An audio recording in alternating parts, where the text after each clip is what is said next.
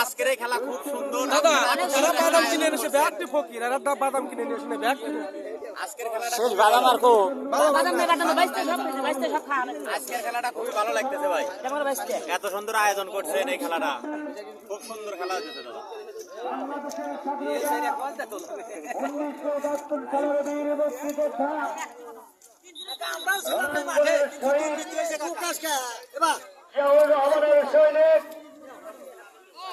Ramakrishna union বিএনপির সাবেক আহ্বায়ক আলহাজ আহমদ আলী দাখিলি মাদ্রাসার সংগ্রামী সভাপতি,